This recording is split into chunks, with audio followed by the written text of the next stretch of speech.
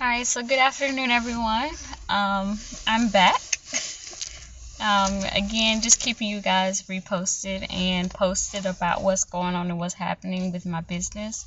I like to start off again and say hi. My name is Brianna Kleiber. I am a natural hairstylist and actually in the process now of formulating. I have given my testimony, a reason for why I'm doing what I'm doing. And if you guys wanted to definitely look at that video, that was the first primary video that I had posted on Facebook and now YouTube. But you can view that for during your leisure time. If you want to know why I'm in my car, I'm always in my car while I'm doing my videos because I am receiving my natural hair licensure and I'm in the process of bettering myself for my clientele and being able to help them in all things, if not most things, when it comes to doing their keeping their hair healthy during their natural hair journeys. What I'm doing is I am formulating my own product line, as well as going through and growing my natural hair business, known as Naturally Gifted Breeze Hair Care. And so what I wanted to do is keep you guys updated with what is happening. And so I'm continuing to learn with my natural hair care licensure, as I stated before, but I have come to a a dilemma. I don't know if it's a dilemma, but definitely another learning curve that I'm trying to conquer when it comes to formulating this new product that I have coming up. I talked about how I have 3 products: a shampoo, conditioner, and a leave-in conditioner that I'm going through, and basically I have gathered my materials and my ingredients, and they're here. A lot of it is here. I'm still waiting for some things, but that's not even the problem. The biggest problem, what I'm going through right now, is actually deciding on whether I would be a private label product, if my label would be privately labeled, or if I would go through a contract manufacturer, or if I would do this home formulation at home. I found that the most cost-effective way to complete my product and brand was to do it myself and be that actual chemist and formulate my products at home. But I'm keeping my mind open, and I'm keeping my goals intact. And so with that, I have hit a few roadblocks, and so I want to share those with you guys. And maybe if you have anything that could help me, any resources, please let me know. And if you have any contacts or something somebody that I can talk to and actually help me through this process, I'm all open and I'm all ears. So basically, with home formulation, you can very well make your own products at home, which is what I do, and I have found so much joy in doing it that way. It is a lot more work involved, but I feel like you're going to get what you put in, and that is why I felt like that was the most productive way. The only problem about homemaking, and this is for anyone too who is looking to actually go into this field, because it is a huge field, but is the biggest thing is patenting and licensure.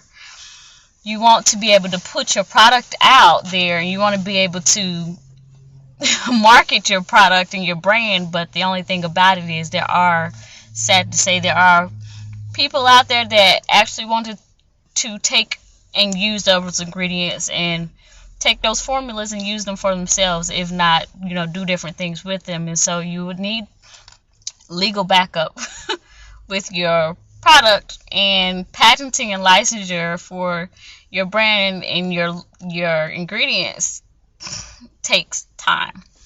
I found that you can go through something called the USPTO, it's the U.S. Patenting Trademark Office, and it can take up to so many years to do it. Or you can do it yourself and get away with, not get away, but you can do it yourself and actually go through the go through the processing of patenting yourself The only issue is that you would have to have that legal lingo or background knowledge of those laws when it comes to patenting. And if you're not familiar in that, if you don't speak that lingo, it can be very hard, if not time consuming. You can do that with the USPTO patenting, or you can actually go through a patent attorney or a patent agency. A patent attorney will definitely cost you a lot more out of pocket, and they can charge anywhere from up to $2,000 to $3,000 to $5,000, however, whoever you go through, to actually patent for you. Either that, or you can actually go through a patenting agency. A patenting agency is cheaper, but you are basically hiring them on their time, and so you can pay them by the hour. And the cheapest that I've seen as far as houring goes is anywhere from $200 to $500. So who got that money? I know. I'm just saying, but that's a lot of money. So that's my dilemma.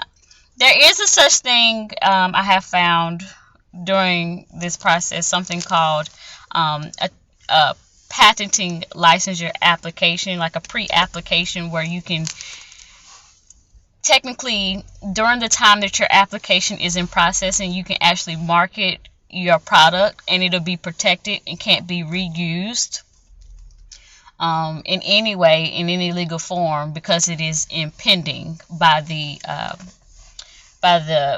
USPTO. And I do believe the FDA has a lot to do with it as well. I'm not sure. Don't quote me on that, but definitely USPTO. If your application is in processing for how many years or however long it takes, you will be protected, quote unquote, for a while. But that definitely ends after 12 months or up to a year after the product has been posted to actually go into official application. So, along with that, patenting is an issue that I've come up with. Have come across licensures for certain FDA ingredients that you have to have. Some products or ingredients that you use actually go into different labeling options. So, for example, if you have an essential oil, for example, some essential oils are so potent that they can be considered drug-related use or pharmaceutical use. So you actually have to get permission from the FDA to use that ingredient in your products, and it's a lot. So yeah, that's my dilemma when I have come through with home formulating. And as well as product costs. Products are not cheap, and the ingredients that I'm using, again, are high quality ingredients. I want to give the best of the best, and I know what has worked for me, and I know what is helpful, and actually studied some things and researched some things in the natural hair field, as well as what is most healthy for our hair.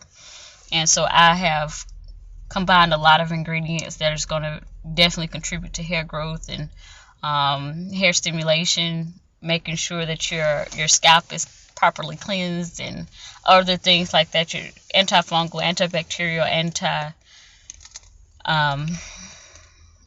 a lot of things. So, this is a process. I'm telling you, this is a process, and I'm being real and I'm being authentic because, yeah, I want you all to see exactly what's happening in my mind right now. It's a lot happening in my mind. So I talked about like how you can do the home formulation, which was the avenue of where I was going, but now I see that there's two other options that I have, and that's private labeling. Private labeling is alright, because what you're doing is you're going through a manufacturing company or whatever company that you choose out here, and whatever products that they have formulated, they give you the base formula. You actually add on to whatever ingredients you want to have to put in that product.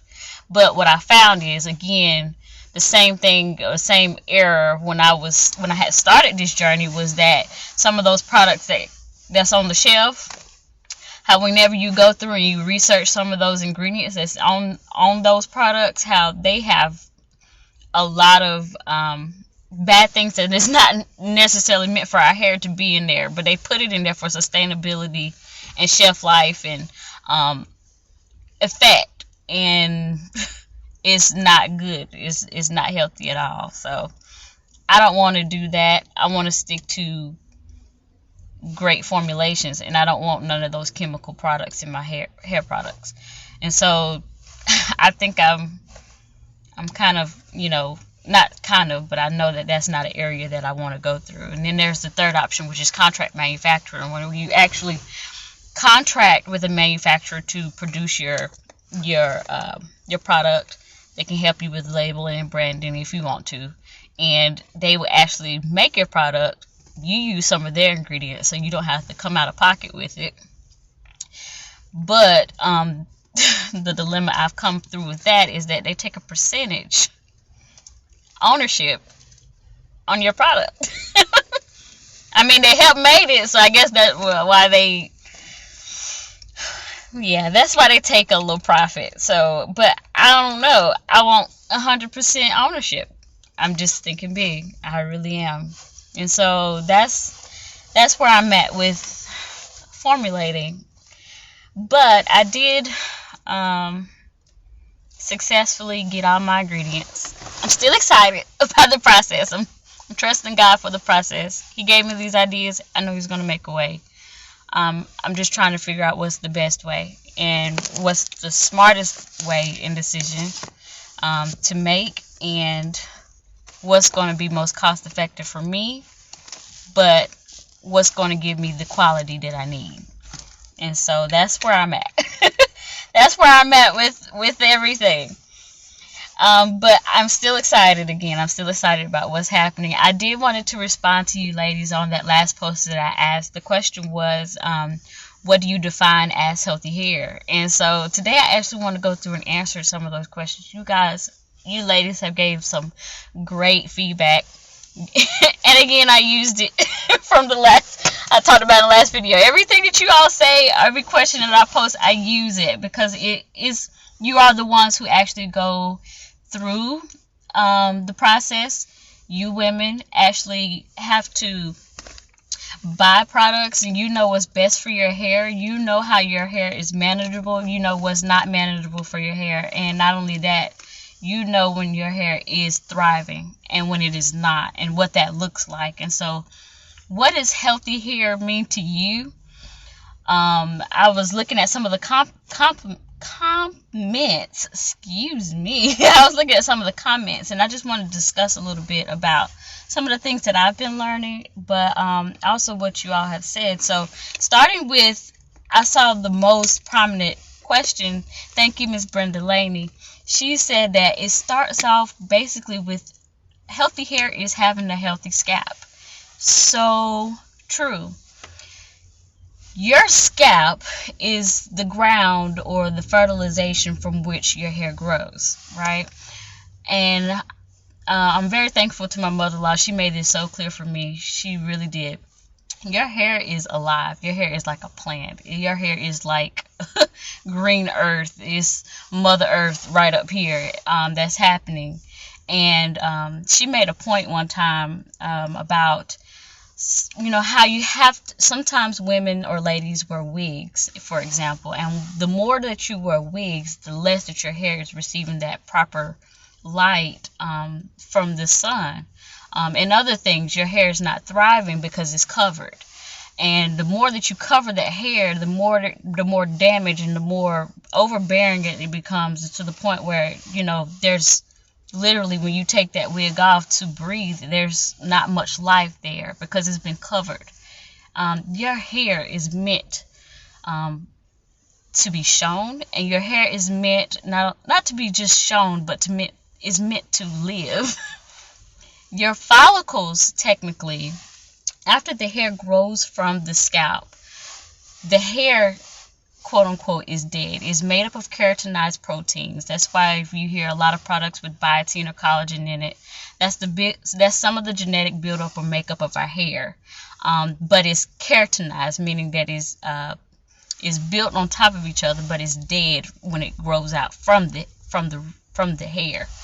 The follicles, or the embedded parts of our hair underneath, is what is alive. That's what's providing the nourishment to the follicle to make sure that our hair grows.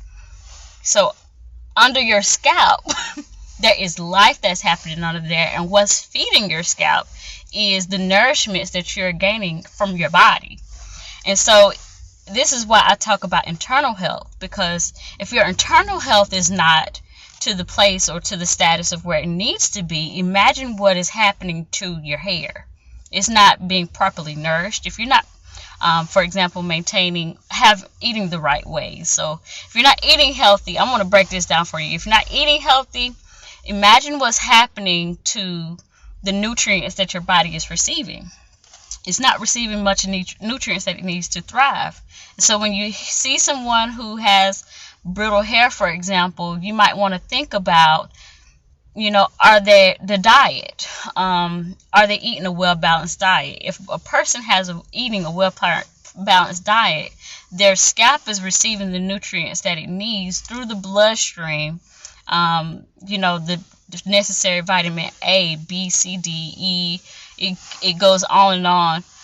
That's being fed through our bloodstream through the scalp. Through those embedded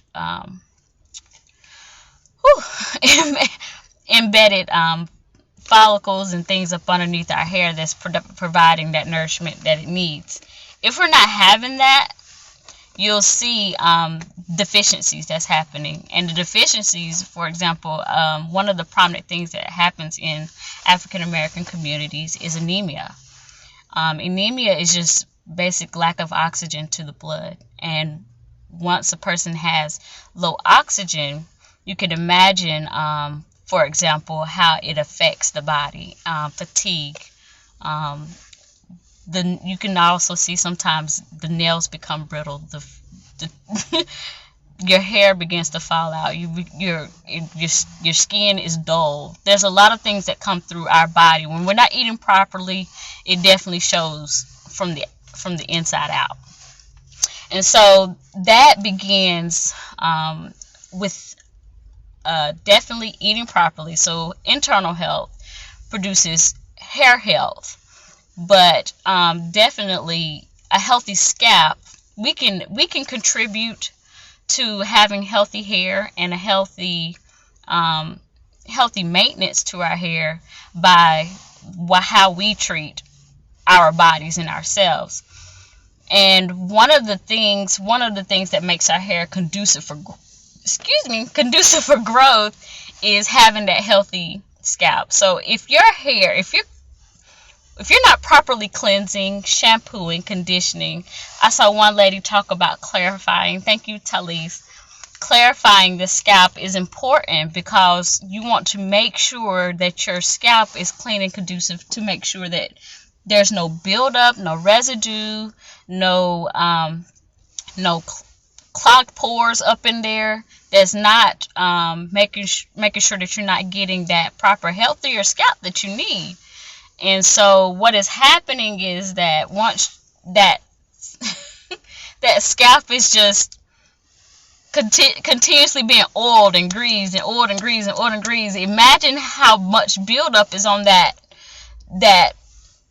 your scalp is skin. Your scalp is skin. So if you're taking lotion, you keep rubbing lotion on every day. Next day, rub lotion on every day. Next day, rub lotion every day. And you're not actually going through and taking the soap to the towel and washing your body. What's happening is you just got a bunch of dead skin that's just continue to build on top of each other. And eventually, you'll start itching. You'll start flaking. A lot of things happen when your scalp isn't conducive. So your pores is just clogged. And no air is getting through there. No love is coming through that scalp to get to your hair.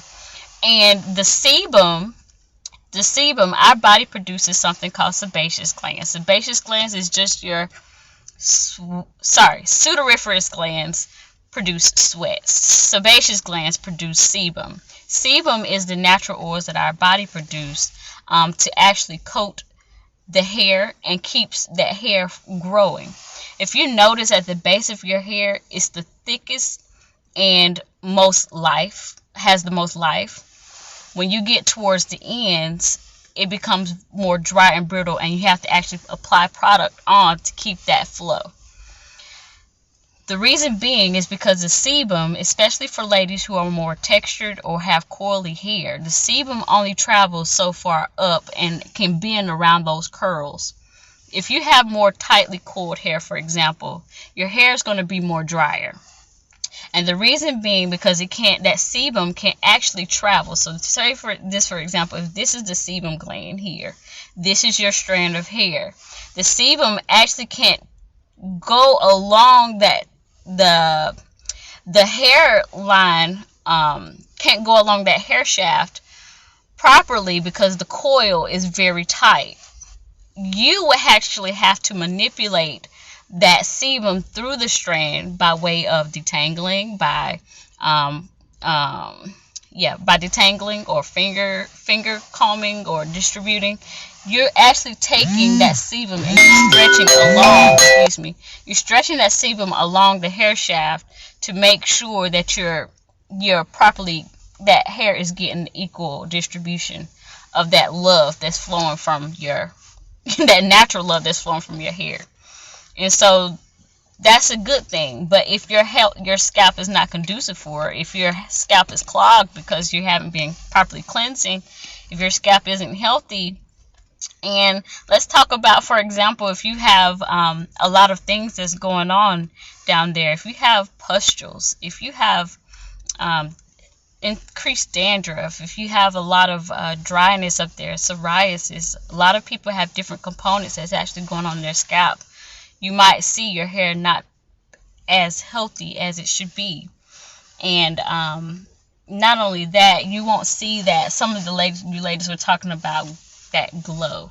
And what that glow looks like, you won't see that shine. Your hair become very dull, brittle. You won't see that bounce, that fullness, that volume that you want because that scalp isn't conducive for growth and healthy hair. And so I love that. I love this discussion. And we talked about, some of you ladies talked about split ends, breakage, shedding, frizz. All that is a component of proper maintenance. That's one half. But another thing is actually, again, even distribution and cleansing. So that's happening. And conditioning. Are you conditioning? Your hair goes through 3 phases, and I'm going to describe those 3 phases. The first phase is the anagen phase, which is the phase everybody loves, and it's the phase that can be extended. So this phase is called the anagen phase. The anagen phase is the growth phase. That's where you will see your hair just thriving, taking off. Your hair is happy, and it's just going, the growing phase. Next, you might see your phase can go through the catagen phase. The catagen phase is just where it's just resting. You might see some love from it. It might be happy, but you might see, okay, my hair is getting dry, my hair is getting dull. Something is happening. I don't know what was happening, but I know something is different from what it used to look like or how it usually feels. It doesn't have that luster like I'm used to seeing. So your hair may be in the catagen phase. And then your hair can go through another phase called the telogen phase. The telogen phase is absolutely normal and something that you experience on a daily basis without even knowing it. So, and let me say this, any of these phases you can be in at any one time. And so your front hair may be in one phase, for example, versus your back hair might be in another phase. This happens all simultaneously, but you can see an extended amount, or you can extend either of those by just your way that you're maintaining your hair. And so the telogen phase is actually when your hair is going through shedding. And some experience more than others, but the average amount of daily hairs that you shed should be between 50 to max 150. Some people say 100, but 150 is completely normal. But once you see clogs of hair, once you see balls of hair, or you just seeing, you're brushing, and every time you're brushing there's just mounts of hair in that brush, that's something beyond telogen phase. I think your hair, me personally, I think, it's time to actually either go to someone, a professional stylist, or go to a dermatologist to make sure that there's not any other underlying conditions going on. But your hair can be in any of those phases. And so, but you want to notice, and why it is very proper to make sure that you are maintaining routine styling, routine trims to prevent any of that from happening, as well as properly shampooing and conditioning, especially conditioning your hair often. Kinky hair, textured hair, is more fragile when it's dry. A lot of women, when they're natural, is like, oh, my hair is just very dry. It just soaks up product, and it does, and it's so true, because when your hair is, I don't know if you notice, but when your natural hair has moisture, when it's wet, is happy, the curls are defined, you get more life, your anagen phase continues longer, versus when your hair is dry, you see more brittleness. Your hair is more brittle. You see more dryness. Your luster is gone away. You have more split ends. You have more breakage. You have more shedding. You have more frizz. So, ladies who are natural, absolutely avoid your hair getting dry. This is the importance too. If you can't shampoo and condition often, do get a leave-in conditioner and apply that to your hair in between your styles when you can. Protector style, protector style, protector style. Keep that hair up. Keep your hands out of it as much as you can. Do not extend your styles for longer than the recommended amounts of time. That varies depending on what you have. Because the longer that you have that style in, the more telogen, which is shedding, you will see. Because, mind you, 50 to 150 hairs a day.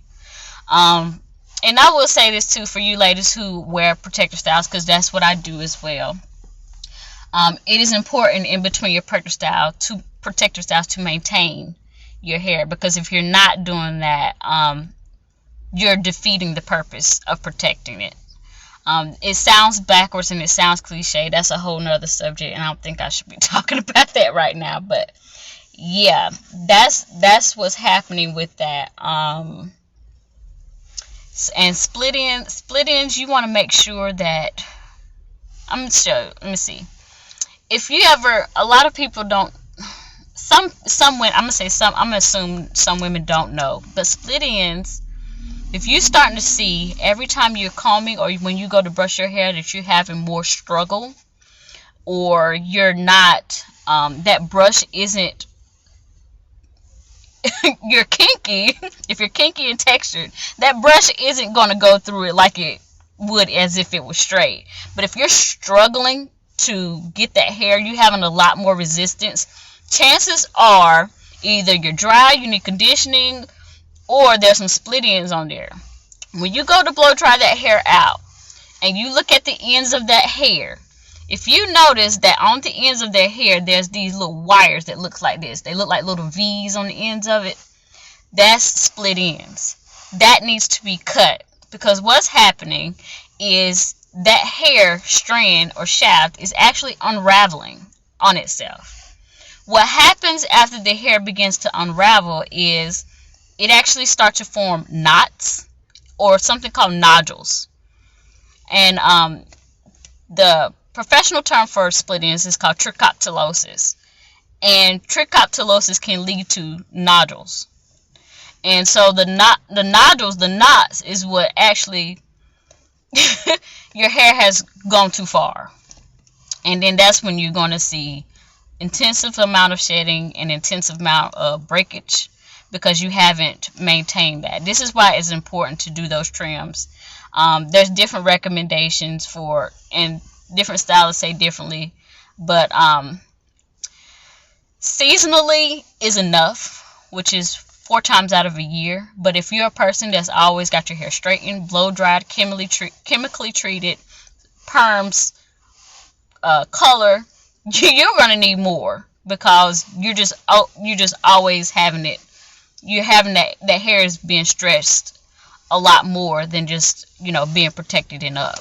And so your trims may be more often, but for the lady who doesn't, or going through just regular natural protective styles, isn't doing much maintenance, 4 times a year is good. But you want to get those split ends off, because again, if not, it's just like a shoestring. If you had a shoestring and the end of that piece of the shoestring, the little plastic or sometimes metal rounded end comes off that shoestring, and that it just becomes wiry. Eventually you have to keep cutting it to put it into the shoe, the knots, or the holes on the shoe, the holes on the shoe. You have to eventually keep cutting it to put it on, or put some tape around it to keep it together. But you can't tape your hair. You can't, you can add, moisture to try to slick it down all day long, but after a while it's just going to fray, and you're going to have more frizz. And yeah, some ladies just got to let it go. Sometimes we look at our length and we want to keep the length, but if your hair is not healthy in its length, then you're just gonna have, it's either one of those things where if you don't solve it now, you're gonna pay for it later. So get those ends trimmed, ladies. Buy a professional if possible, because proper tools is important. It's no good to get a trim and they're using, for example, kitchen scissors to trim that hair. You just made basically you just made every end of where you trimmed. You made every end of where you trimmed split. So that's important. Yeah, so make sure you keep that scalp healthy. Clarify when you can. The importance, though, behind clarifying is there's different types of shampoos and conditioners. Conditioners I won't even go into. Shampoos, though, for example, there's 2 main types. There's your surfactant-based shampoos, and then there's your clarifying shampoos. Sorry, surfactant-based, not surfactant-based, because all of them got surfactants. Most of them have surfactants in them. Some more healthier than the others. But there's your clarifying shampoos, and then there's just your shampoo that don't really maintenance shampoos. A clarifying shampoo has a harsher surfactant in it, and what it does is works as if you ever heard of an ACV rinse or a baking soda rinse. Basically what it does is just there's a hydrophilic head and a lipophilic tail. They both work together to make sure that when the soap and the water combine, one of them going to attract to each other, and it actually does that agitating on your hair. So once you actually go through and shampoo that hair really good, all that soap and foam that is on that hair, what it does is strips the hair of all the oils. Every oil, even your sebum oils, it's going to strip it off the hair, but it's going to really thoroughly clean it. Sometimes whenever you get a clarifying shampoo, when you rub your hands through your hair, it feels like sound like a streak. I don't know how to even I don't even know how to explain that. But it's streaky whenever you feel it, and it can be dry. It feels very dry. The importance behind a clarifying shampoo is you have to go in and do some good deep conditioning, because if not, your hair will be brittle, it will dry, and it will break. You have to re-moisturize. You're clarifying to cleanse the scalp, but you need to moisturize to feel the hair. So do that. Please do that. If you ladies have any questions, I'm not going to prolong this video anymore. I feel like I don't even know what I'm talking about. I'm tired. If you have any suggestions too as well to help me through this process, please let me know. Hopefully I might be going through and posting another question soon, because I enjoyed you ladies' feedback. I really did. I've learned from you guys' comments. I'm like, oh, I wonder how this can affect this and what this can do for this. And so I hope this was helpful. You all have a beautiful day today. Enjoy your day to the fullest. Live the way God intended you to.